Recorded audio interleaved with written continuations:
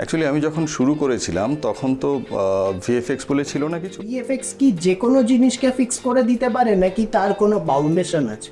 VFX ইন্ডাস্ট্রিতে ঝাঁপাতে হয়, মানে তোমাকে অনেকটা টাইম এটাকে দিতে হবে। তোমার দেখা বা করা সব থেকে বেস্ট ভিএফএক্স শট? কেউ যদি বলে যে এই সিনেমাতে প্রচুর ভালো ভিএফএক্স শট দেখলাম, তার মানে গন্ডগোল আছে। ভিএফএক্স দিয়ে তো মুভি স্ট্যান্ড করে না।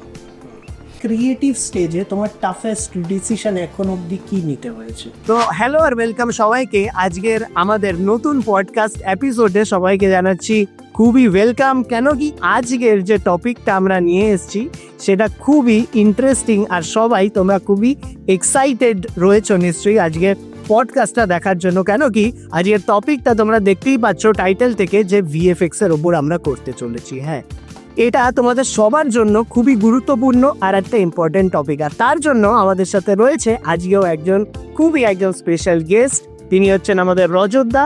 আমি চাইবো রজতদা তোমার ব্যাপারে হালকা একটু ডেসক্রিপশন বা ইন্ট্রোডাকশন দিয়ে দাও আমাদের অডিয়েন্সকে, যাতে ওরা বুঝতে পারুক তোমার ব্যাপারে। Thank you very much.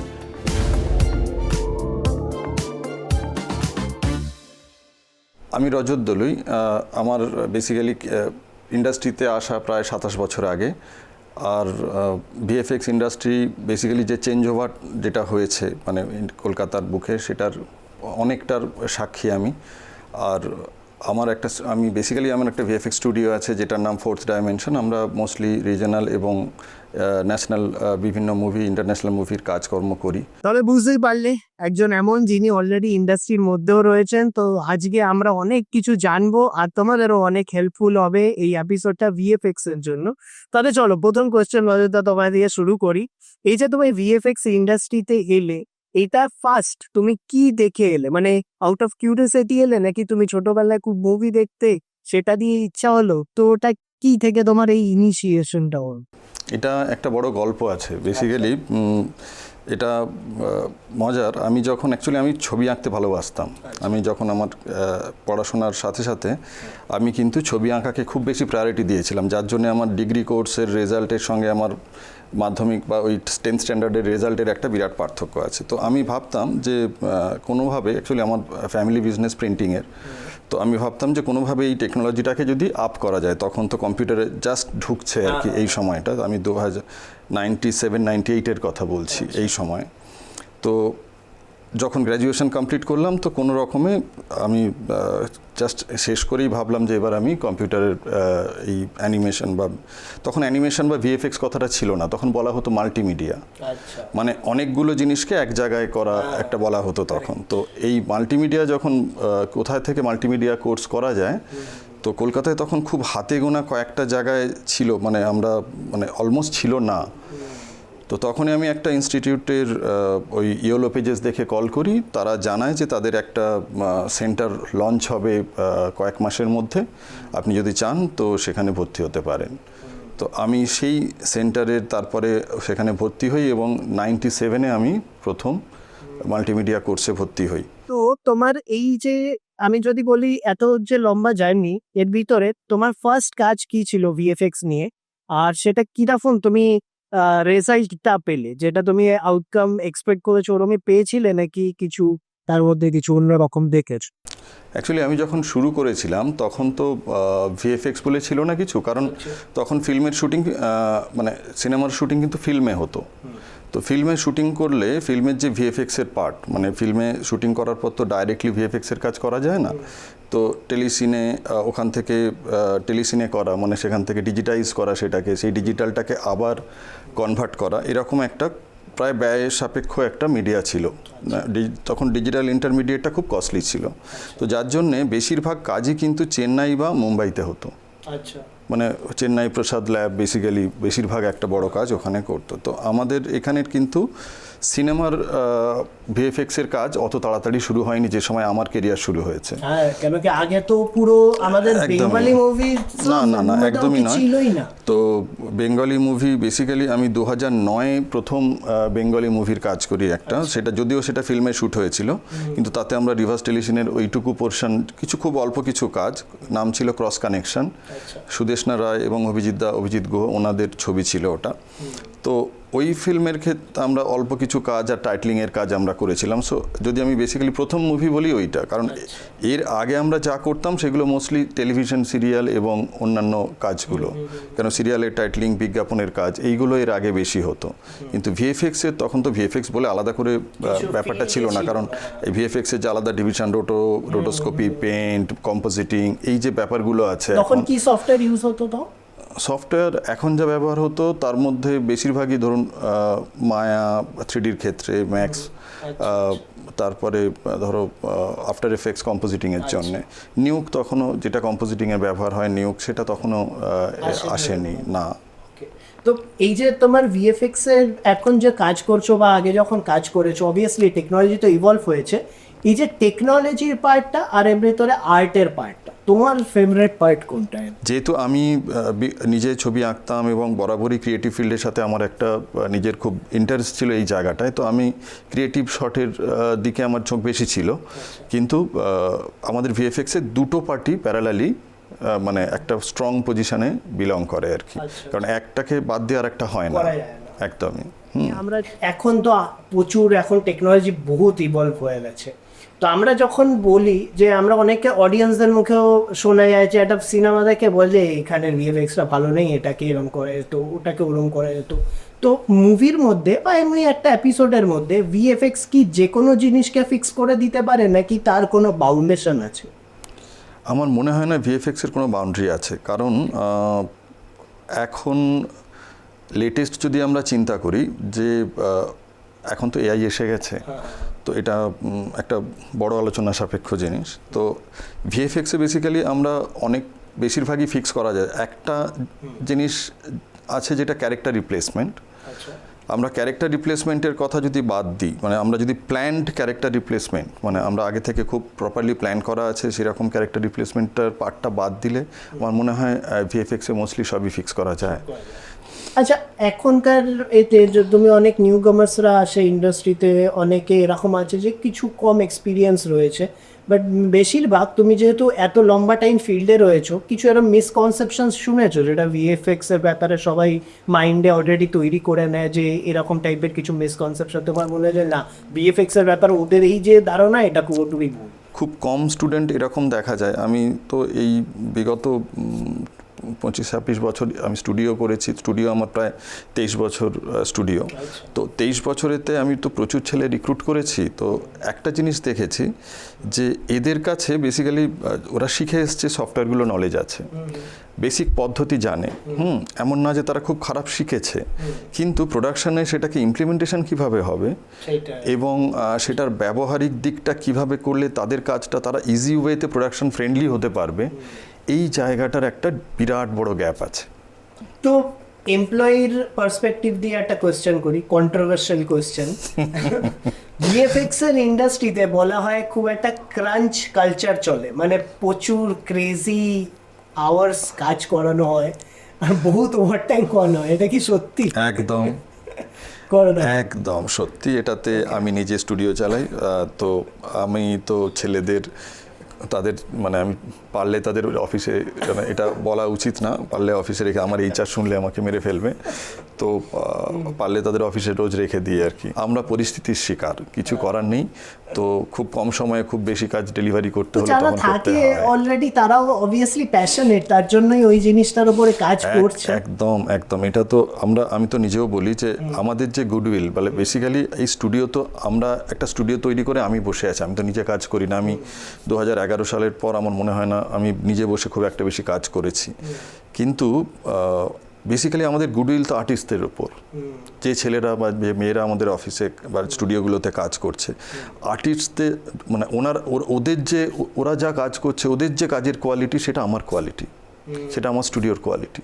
So এইটা কিন্তু পিওরলি ওদের ওপর একদম। এবং ওরা যেভাবে কাজ করে, রাত নেই দিন নেই, অফিসেই ম্যাট পেতে শুয়ে থাকে, মানে কোনো রকম, আবার ভোরবেলা কোনো রকম একটু শুচ্ছে, আবার সকালবেলা উঠে আবার শটে কাজ করছে, ওদেরও মনে হয় অভ্যস্ত হয়ে গেছে। তারপরে যা হয়, মানে ভিএফএক্স ইন্ডাস্ট্রিতে থাকলে নাইট করতে হবে এরকম একটা, হ্যাঁ, তো বাট কিছু করার নেই আর কি, সিচুয়েশন থাকে। হ্যাঁ, আমরা হ্যাপিলি করে চলেছি আর কি। আচ্ছা, তুমি এত মুভিজও দেখেছো, কাজও করেছো, তো তোমার এখন খুব পারখি নজর হয়ে গেছে যে কোথায় ভিএফএক্স হচ্ছে ভালো, কোথায় হচ্ছে না। তোমার কি মনে হয় কোনো এমন মুভি তোমার মনে পড়ছে যেটাকে দেখে সবাই খুব ভালো বলেছে কিন্তু তোমার খুব ওভার রেটেড মনে হয়েছে ভিএফএক্স এর দিক থেকে? না, ভিএফএক্স এর দিক থেকে মানে কি হয়, দুটো মানে একটা হচ্ছে যে কোয়ালিটি অফ ভিএফএক্স মুভির ক্ষেত্রে যেটা খুব ভালো বুঝেছি আর কি, মানে এত বছরে, সেটা হচ্ছে যে ভিএফএক্স দিয়ে তো মুভি স্ট্যান্ড করে না। আদিপুরুষ একটা অসম্ভব ভালো একটা ভিএফএক্স একটা এক্সিকিউট, ওর মধ্যে যদিও ফ্লজ আছে। আমি এমন একটা কলকাতার এমন একটা স্টুডিও থেকে বিলং করি যেখানে খুব বেশি এরকম বড় ভিএফএক্স নিয়ে কথা বলা উচিত না, বাট ওটাতেও প্রচুর ভিএফএক্স ছিল। ছবিটার চেষ্টা খুব ভালো ছিল, কিন্তু ছবিটা ভালো হয়নি। তার একটাই কারণ, সেটা হচ্ছে যেভাবে গল্পটাকে বলতে চাওয়া হয়েছে হয়তো দর্শক নেয়নি। ভিএফএক্সের কী ফ্লজ আছে সেটা তো যে কোনো ভিএফএক্সে যে কোনো সময় ফ্লজ ধরা যায়। হ্যাঁ, মানে কোনো না কোনো ভিএফএক্সে কিছু না কিছু সমস্যা থাকে। বিদেশি কাজে কম পাওয়া যায়, কারণ ওদের কোয়ালিটি কন্ট্রোল এবং ভিজুয়ালাইজেশনের যে টিম যারা কাজ করে তারা অনেক বেশি সময় দিয়ে এটা জাজ করতে পারেন। ইন্ডিয়ান ছবির ক্ষেত্রে তো সেটা অতটা সম্ভব হয় না, তার বাজেট এবং সব কিছুর জন্যে। তো তার সত্ত্বেও যে জায়গাটা অ্যাচিভ করা হয়, সেই জায়গা থেকে দেখতে গেলে যদি স্টোরি টেলিং ঠিক থাকে, আমার মনে হয় ভিএফএক্সের দিকে অতটা চোখ যায় না।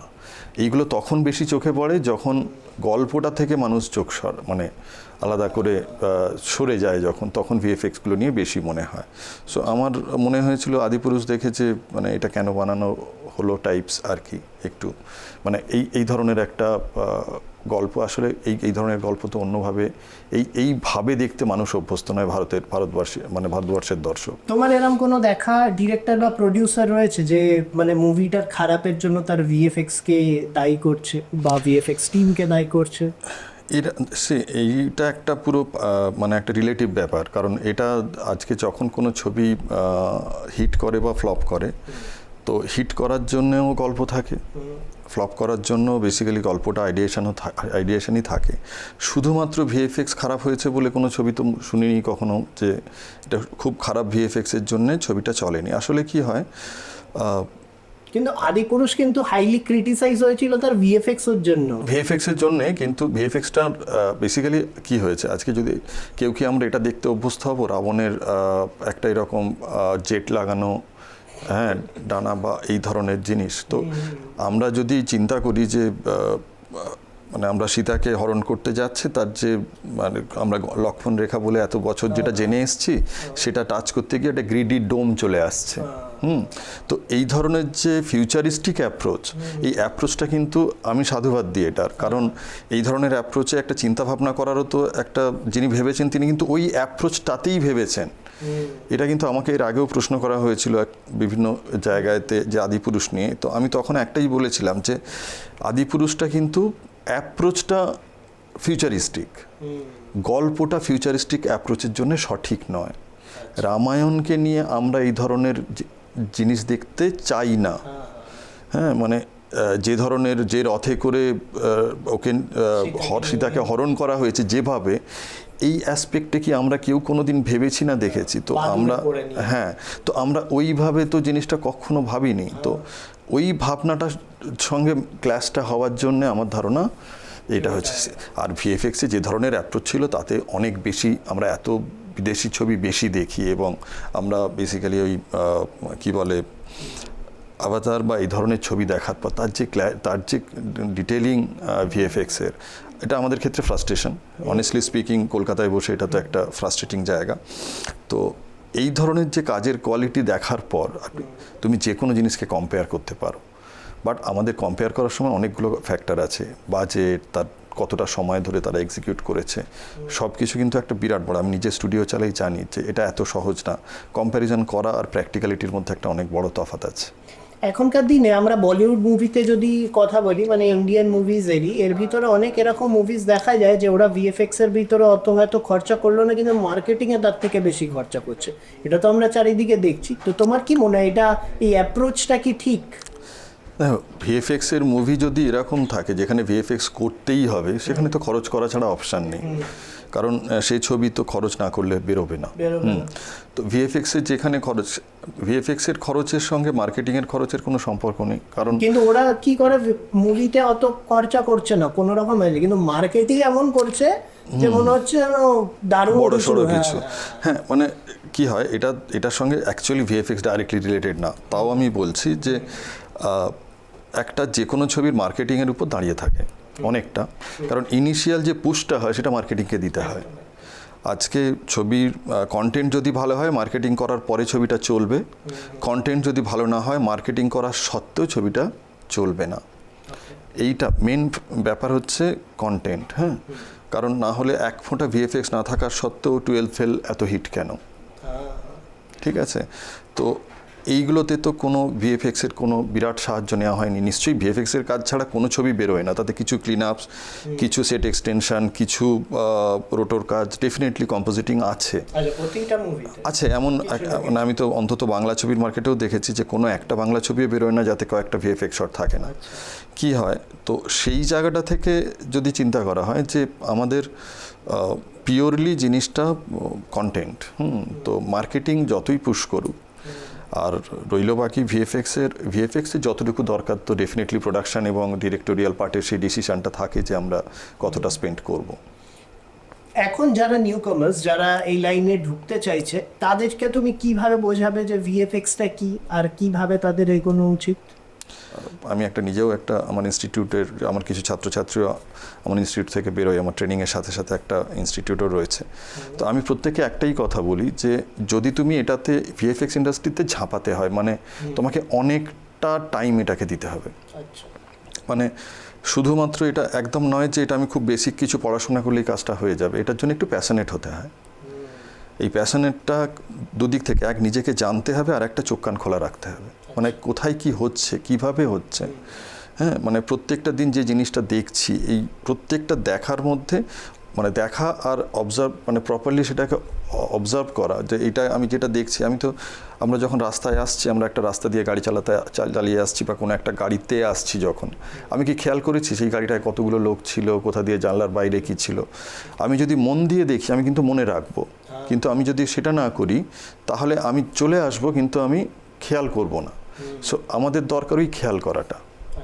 কি হয় তাহলে কি আগামী দিনে যখন ও কাজ করতে শুরু করবে, তখন ওই ডিটেলিংগুলো মনে থাকবে, ওর প্রত্যেকটা পারিপার্শ্বিক ডিটেলিং মনে থাকবে। একটা ধুলো উঠলেও রাস্তায় তার যে কি ইন্টেন্সিটি হতে পারে, তখন সেই রকম যদি একটা সিন ঝড়ের তৈরি করতে হয় তাকে, তাহলে সেই ইন্টেন্সিটিটা তখন তার সুপারভাইজার তাকে ডেফিনেটলি গাইড করছে, সব কিছু করছে, কিন্তু আর্টিস্ট কত তাড়াতাড়ি শটটা ডেলিভার করতে পারবে তাতে তার নিজের কনসেপ্টটা কিন্তু অনেকটা ডিপেন্ড করে। সো তো তুমি যখন কাজ করো ভিএফএক্স নিয়ে, কোনো প্রজেক্টসে ধরো কাজ করছো, ল্যাক অফ ভিএফএক্স এফেক্টসের জন্য কোনো ক্রিয়েটিভ কম্প্রোমাইজ করতে হয়েছে কোনো তোমার? ইচ্ছে করে তো করতে হয়নি কখনো, কিন্তু মেন ব্যাপার হচ্ছে যে ক্রিয়েটিভ কম্প্রোমাইজ খুব একটা হয় না। মানে ক্রিয়েটিভ কম্প্রোমাইজ কেন হয় না, যে ক্রিয়েটিভের ক্ষেত্রে যেটা হয়, ডিরেক্টোরিয়াল পার্ট আর প্রোডাকশন পার্টে তো তাদের সেখানে একটা চাহিদা থাকে।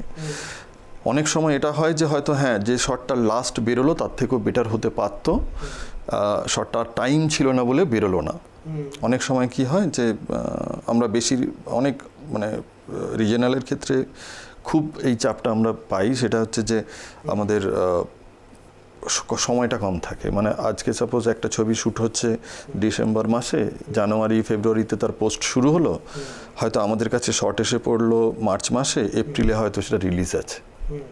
সো এই রিলিজটা যখন ফিক্স হয়ে থাকে, তখন এই ডেডলাইনে যদি বেশি সংখ্যক সিজি শট থাকে, তো তার মধ্যে তখন কি হয় যে আমার হয়তো আরেকটু কারেকশন করে আরেকটু বেটার করা যেত, সেই টাইমটা থাকলো না। তো এই ধরনের ক্ষেত্রে কিন্তু ক্রিয়েটিভ কম্প্রোমাইজটা হয়তো কখনো কখনো হয়েছে যে না ঠিক আছে আরও বেটার হতে পারতো, বাট হলো না। তো তোমার পোস্ট প্রোডাকশনের দিকে যখন আমি যাচ্ছি, সেই জায়গাতে সব থেকে ক্রিয়েটিভ স্টেজে তোমার টাফেস্ট ডিসিশন এখন অবধি কি নিতে হয়েছে?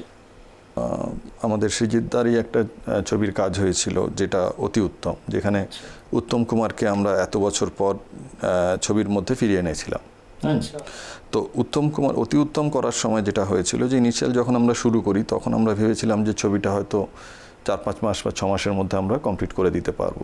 তাতে কি কারণ কি উত্তম কুমারের পুরনো দিনের শুটিংটাও খুব হেক্টিক ছিল, কিন্তু পুরনো দিনের যত উত্তম কুমারের সিনেমা প্রায় 52টা ছবি থেকে ফুটেজ নেওয়া হয়েছে, বা সেই ফুটেজগুলো কখনো খুবই ভিসিডি কোয়ালিটি, কখনো সেটা একদমই, কারণ ওই বেশিরভাগ উত্তম কুমারের ছবির কোনো প্রপার ডিজিটাইজেশন নেই। তো যে ফুটেজ আমরা পেয়েছিলাম সেই ফুটেজের কোয়ালিটি ভীষণ খারাপ ছিল। এবার যখন আমরা কাজ করতে শুরু করি, করার পর বোঝা যায় যে যখন আমাদের সোর্সগুলো যখন সব আমাদের কাছে আসে, তখন আমরা বুঝতে পারি যে এই কাজটা যতদিন ভাবা হয়েছে তো তার থেকেও হয়তো বেটার নেবে। আমরা চেষ্টা করলাম, কিন্তু আস্তে আস্তে দেখা যাচ্ছে টাইমটা বাড়তে থাকছে। তো এর কী হয়, যেহেতু যদিও এটার খুব রিলিজ প্রপার প্ল্যান আগে থেকে ছিল না বলে অতটা অসুবিধা হয়নি, কিন্তু এর জন্য আমাদের অনেকটা মানে কন্ট্রোলের বাইরে গিয়ে ডেডলাইনটা অনেকটাই প্রলংড হয়ে গেছে। সো এই ধরনের ঘটনা কিছু কিছু ক্ষেত্রে ঘটে। মানে এটা কমপ্লেক্সিটি অফ দ্য প্রজেক্ট, মানে এটার ভিএফএক্স এর কমপ্লেক্সিটি কতটা আছে তার উপর ডিপেন্ড করে। তো তুমি যে এই যে বললে যে কিছু মুভির এরকম অবস্থা থাকে যে খুব খারাপ হয়ে গেছে, আমরা যেগুলো আগের কিছু মুভি দেখি ওরা রিলিজ করে 4K তে, যেমন শোলে করেছিল, তো মুগলে আজম করেছিল, এগুলো কি ভিএফএক্স এরই কাজ? এটা ডেফিনেটলি ভিএফএক্স এর কাজ, কারণ এর মধ্যে প্রত্যেকটা ফ্রেম, প্রত্যেকটা জায়গা সিলেক্ট করা, তার মধ্যে পুরনো যত ফিল্মের দু ধরনের কাজ থাকে। একটা হচ্ছে মানে ক্লিনিং করা, মানে গোটা ফিল্মের যে পুরনো আমরা যেগুলো ফিল্মের আর্টিফ্যাক্টস থাকে বা যেগুলো থাকে নয়েজ থাকে, ফিল্ম গ্রেন থাকে, সেইগুলোকে যতটা সম্ভব ক্লিন করা একটা বড় টাস্ক থাকে। এটা একটা ডেফিনেটলি এটা ভিএফএক্স এরই কাজ। তার সঙ্গে ওটাকে যদি কোনো সাদা কালো ছবি হয়, যেমন শোলের ক্ষেত্রে এই ঝামেলাটা ছিল না, ওটা যেগুলো যেহেতু কালারে ছিল, কিন্তু মুঘলে আজম আমার ধারণা ওটা কালার করা হয়েছিল, ওটা ব্ল্যাক অ্যান্ড হোয়াইট থেকে কালারে করা হয়েছিল। সো ওই যে প্রত্যেকটা পার্টকে ধরে ধরে কালার করা, কি করে হয় ওটা কি স্টেপ ওয়াইজ করতে হয়, মানে একটাকে ফ্রেম ধরে করে করতে হয়? এখন তো এগুলো সফটওয়্যারের আলাদা আলাদা জায়গায় এসছে, কিন্তু হ্যাঁ মানে এটা কিন্তু প্রত্যেকটা জোন ধরে ধরেই করতে হয়। মানে তো মনে বিরাট খাটনি, প্রচুর রোটো আর্টিস্টদের মাথা খারাপ হয়ে যায়। আচ্ছা, এখন তো রিয়েল টাইম ইঞ্জিনস চলে এসছে কিছু, ওগুলোর ইউজ কেমন হচ্ছে ভিএফএক্স এর দিকে? যেমন আনরিয়েল ইঞ্জিন, ভিএফএক্স এর ফ্লো কি কিছু চেঞ্জ করছে? বেসিক্যালি আনরিয়েল ইঞ্জিনের যেটা হয় এটা তো গেমিংয়ের জন্য মোস্টলি। তো ভিএফএক্স এর ক্ষেত্রে আমাদের যেটা একটা অল্প সুবিধা হয়েছে, যেটা হচ্ছে যে ওপেন সোর্স, মানে এটাতে আনরিয়েল এবং ব্লেন্ডারের যে কম্বিনেশনটা আছে, এটাতে আমরা অ্যাসেট বা অন্যান্য যে এগুলোর এলিমেন্ট যা কিছু আছে এর একটা ওপেন সোর্সিং আছে। হ্যাঁ, ওখানে ক্রিয়েশন তো ডেফিনেটলি ব্লেন্ডারে ক্রিয়েশন হয়। আনরিয়েল ইঞ্জিন টোটাল জিনিসটাকে প্লেসমেন্ট এবং তার অন্যান্য অ্যাকশনটা সাপোর্ট দেয়। তো বেসিক্যালি এটা গেমিংয়ে অনেক বেশি এফেক্টিভ। ভিএফএক্সের ক্ষেত্রে আমাদের যেটা আমরা আমাদের অনেক সুবিধা হয় কি ওপেন সোর্স হলে, তো একটা সফটওয়্যারের একটা বড় ব্যাপার থাকে যে আমাদের একটা ভিএফএক্সের একটা বিরাট বড় পার্ট হচ্ছে কস্টিং, হচ্ছে সফটওয়্যার পার্ট, তো স্টুডিওর ক্ষেত্রে। তো সেক্ষেত্রে আমাদের এরকম ওপেন সোর্স হলে আমাদের সেই জায়গাটাতে অনেক বড় একটা সুবিধা থাকেই। এছাড়াও এদের একটা বড় অ্যাসেট লাইব্রেরি ইত্যাদি অ্যাক্সেস করা যায়, যেগুলোতে অনেক সময় অনেক ক্ষেত্রে এনভায়রনমেন্টাল মোস্টলি, তো ক্যারেক্টার ইত্যাদির ক্ষেত্রে এতটা হেল্প হয় না, বাট এনভায়রনমেন্টাল বা অন্যান্য এর ক্ষেত্রে কিন্তু এটা অনেকটা ভালো সাপোর্ট দেয়। মানে এটা এখন এনভায়রনমেন্ট বা অ্যাম্বিয়েন্স তৈরি বা এই ধরনের ব্যাকগ্রাউন্ড কাজের ক্ষেত্রে তো খুবই খুবই ভালো সাপোর্ট দেয়। তোমরা যারা ওপেন সোর্সের শব্দটা প্রথমবার শুনছো, তোমাদের জন্য বলে দিই, ওপেন সোর্স হচ্ছে একটা লাইসেন্সিং ফর্ম, যেখানে বিনা টাকা খরচা করে তুমি সেইটার লাইসেন্স ইউজ করতে পারবে, আর সেই সফটওয়্যারগুলোকে তুমি তোমার কাজে কমার্শিয়ালি পারপাসে বা পার্সোনাল কাজেও ইউজ করতে পারবে। ডিফারেন্ট কাইন্ড অফ লাইসেন্স হয়, তার মধ্যে ওপেন সোর্সিং একটা আলাদা টাইপের লাইসেন্স। আচ্ছা, এখানে আমরা তো রিয়েল টাইম ইঞ্জিনসের কথা বুঝলাম, এবার সব থেকে যেটা হট টপিক, যেটা সবাই চারিদিকে আমরা গেলেই শুনতে পারি, সেটা হচ্ছে এআই কিরকম ভাবে এই ফিল্ডকে ইনফ্লুয়েন্স করছে, কিভাবে চেঞ্জ করছে, কিভাবে মানুষের ভিতরে আলাদা আলাদা রকমের ভাবনা চিন্তা ঢুকিয়ে দিচ্ছে যে চাকরি চলে যাবে, কি হবে কি না হবে, পুরো জিনিসটাকে তুমি কিরকম ভাবে দেখো? এইটা তো এখন সেই একটা সময় ছিল না, কম্পিউটার অভিশাপ না আশীর্বাদ, আমাদের রচনা লিখতে হতো, এসে লিখতে হতো। তো এইরকম আবার একটা টার্ন অ্যারাউন্ড এসছে এরকম, যে আমরা এআই অভিশাপ না আশীর্বাদ। তো বেসিক্যালি যেটা হয়েছে, যে কোনো জিনিসই এটা ভালো, ডেফিনেটলি ভালো। অনেকগুলো ফ্যাক্টর আছে, মানে এটা এক কথায় বলা খুব মুশকিল। যেগুলো হচ্ছে যেমন আমরা ধরো এরকম একটা সিচুয়েশান, এআই যখন আমরা অ্যাক্সেস করছি বা এআই ব্যবহার করছি, এটা তো অনেকটা পাবলিক ডোমেনের মতো। যে আমি একটা কমান্ড দিচ্ছি, আমি একটা কোডিং দিচ্ছি, তার এগেনস্টে একটা কিছু জেনারেট হচ্ছে। এই সেম কমান্ড অন্য দেশে বসে আরেকজন যদি দেয়, একই ধরনের জিনিস জেনারেট হতে পারে। সো কন্টেন্টের কপিরাইটের মতো, যে যদি আমি একটা কন্টেন্ট তৈরি করতে চাই যেটা আমি শুধু নিজের কপিরাইট রাখতে চাই, তো এই ধরনের কোনো কন্টেন্ট যদি আমি তৈরি করতে চাই, তো তখন কিন্তু এআই এর যে সোর্সটা আমি পাবো, আমি কিন্তু 100% এটা গ্যারেন্টি দিতে পারবো না যে এইটা আর কেউ দিতে পারবে না। মানে আমি যখন একটা শুটিং করছি বা আমি যখন একটা কাজ করছি, তখন সেটা শুধু আমরাই করছি বা ওই পার্টিকুলার শটটা আমার কাছেই আছে। কিন্তু এআই জেনারেটেড যে কোনো শট যখন, বা যে কোনো ছবি বলি, সেটা শট বলি, যাই বলি, তো সেক্ষেত্রে একটা বড় সমস্যা হচ্ছে কন্টেন্ট কপিরাইটের, যেটা কিন্তু এখনো কোনো সলিউশন আমার মনে হয় না এসেছে বলে আমার জানা নেই। তো দেখো, এখন তো ভিএফএক্স আমরা দেখছি প্রচুর স্পিডে এগোচ্ছে সব জায়গায়। তুমি বলছো এখন তো কাজ হয়, যে কোনো মুভি যা বেরোচ্ছে একটু হালকা পলিশিং হলেও প্রয়োজন হয়। হলিউডে তো আমরা অনেক হেভি কাজও দেখি মুভিজের উপরে। এরপরে এখন তো এআই চলে এসছে, তো আস্তে আস্তে কি আমরা নেক্সট দেখতে পারবো যে রিয়েল কি আর ভিএফএক্স কি সেটা বোঝাই যাবে না, এরম টাইপের? কিন্তু এখনো যায় না, কিন্তু এখনো যায় না, এখনই যায় না। কারণ আমরা নিজেরা ভিএফএক্স স্টুডিও চালিয়েও, আমি বহু সিনেমা বা বিশেষ করে এটা বিদেশি ছবির ক্ষেত্রে হয়, আমাদের ইন্ডিয়ান ছবির ক্ষেত্রে এতটা বোঝা যাবে না। টেকনিক্যাল পার্সপেক্টিভ থেকে বলছি, সাধারণ দর্শক হয়তো বুঝবে না, কিন্তু বিদেশি কাজের ক্ষেত্রে অনেক সময় আমাদেরও খুব ধন্দ লাগে যে যতক্ষণ না তার মেকিংটা দেখছি যে কতটা আসলে করেছে আর কতটা ভিএফএক্সে করেছে। কিন্তু ওগুলোর পিছনে তো হেভি এফার্ট আছে। আমি বলছি মানে কেউ ক্যাজুয়ালি যদি ভিএফএক্স করে ফেলে, আমরা ব্যাড ভিএফএক্স এর এক্সাম্পল তো ভর্তি রয়েছে চারিদিকে, যে আমরা দেখলে একজন লেম্যান পার্সনও দেখে বুঝতে পারবে যে এটা তো ভিএফএক্স এ করা। ওই জিনিসটা কি ইন ফিউচারে গিয়ে আস্তে আস্তে সরে যাবে? যেমন এখন এআই জেনারেটেড ইমেজ দেখলে অনেকগুলো বোঝা যায় না যে ওটা রিয়েল নাকি ওটা এআই জেনারেটেড। আগে বোঝা যেত যে এআই জেনারেটেড, এখন বোঝা যায় না। তো আমি বলছি ওরকম মানে হেভি ইজিলি যদি করা যায় সেইটাকে কি? হ্যাঁ, একদমই। এটা তো অলরেডি হয়ে গেছে, মানে আমাদের এটা হয়ে গেছে। এটা মানে আমরা ভিএফএক্সের যখন আমরা কাজ করি, আমাদের এটাই থাকে। ভিএফএক্সের ভালো কাজ মানে হচ্ছে কেউ ভিএফএক্স বুঝতে পারলে সেটা ভালো কাজ নয়। মানে কোন শটটা ভিএফএক্স, কেউ যদি বলে যে এই সিনেমাতে প্রচুর ভালো ভিএফএক্স শট দেখলাম, তার মানে গন্ডগোল আছে। কারণ সে বুঝবে কি করে ভিএফএক্স? হ্যাঁ, এটা হতেই পারে যে আমি একটা বড় জাহাজকে ডুবিয়ে দিচ্ছি, লোকে জানে যে জাহাজটা ডুবিয়ে শুটিং হয়নি। টাইটানিক তো অরিজিনাল জাহাজ ডুবিয়ে শুটিং কোনো দিনই হবে না, তো এটা ভিএফএক্স হবে। কিন্তু একটা নর্মাল অন্য ছবিতেও তো দেখা যায় যে ভিএফএক্স আছে, যেখানে যেমন আমি একটু আগে স্টেশনের কথা বলছিলাম। তো এই ধরনের যদি ছবিতে কেউ দেখে বুঝতে পারে যে এই শটটাই ভিএফএক্সে করেছে, তো যে শটটা একটা সেট ক্রিয়েট করেও করা যেত, তো এই মানে যদি দেখে বোঝা যায় তাহলে তো সেটা গন্ডগোল, খারাপ ভিএফএক্স। ভালো ভিএফএক্স কিন্তু দেখে বোঝা যাওয়ার কথা নয়। কারণ ভিএফএক্সের আমাদের প্রথম কাজটাই হচ্ছে রিয়েলিটিতে পৌঁছানো। ফ্যান্টাসি ওয়ার্ল্ড আলাদা জিনিস, তাতে আমরা যে জিনিসটা দেখি সেটা তো ডেফিনেটলি বিলং করে না। কিন্তু আমরা নর্মাল মুভির ক্ষেত্রে বলছি, তো মুভিতে যেটা আমরা দেখবো সেটা যদি বোঝা যায় যেটা ভিএফএক্স করা হয়েছে বা হয়নি, মানে যদি কেউ বুঝতে পারে এটা ভিএফএক্সে বা ভালো শটটা ভিএফএক্সে ভালো করেছে, তো সাধারণ মানুষ যদি এটা বুঝতে পারে তাহলে খারাপ ভিএফএক্স আমার ধারণা সেটা অলরেডি কেটে গেছে। সিজিআই আর ভিএফএক্স এর মধ্যে ডিফারেন্স আছে? সিজিআই হচ্ছে বেসিক্যালি ভিএফএক্সেরই একটা পার্ট, কম্পিউটার জেনারেটেড ইমেজারি। মানে আমরা যখন কোনো একটা সিনে সাপোজ একটা সিকোয়েন্স আছে যেখানে কোনো একটা 3D অবজেক্ট বসাতে হবে, মানে আমার ধরা যাচ্ছে যে আমি রানওয়েতে একটা প্লেন বসাবো। আমি যখন শ্যুট করেছি কোনো প্লেন ডেফিনেটলি ভাড়া করতে পারিনি, আমি প্লেনটা ছিল না, তো আমার ক্যারেক্টার প্লেন থেকে নামছে, ভেতর থেকে নামছে না, তো আমি দেখছি যে একটা সিঁড়ি দিয়ে নেমে আসছে। তো এই পেছনে যে এরোপ্লেনটা যখন বসানো হবে এটা 3Dতে জেনারেট হবে। সো এই কম্পিউটার জেনারেটেড ইমেজারি মানে যে কোনো অ্যানিমাল, আমরা যা কিছু 3D অবজেক্ট বা যা কিছু অবজেক্ট প্লেস করি সিনের মধ্যে, এটাকে আমরা সিজিআই বলি। আচ্ছা, মানে কম্পিউটার জেনারেটেড ইমেজারি। এটা this is another part, one part of VFX.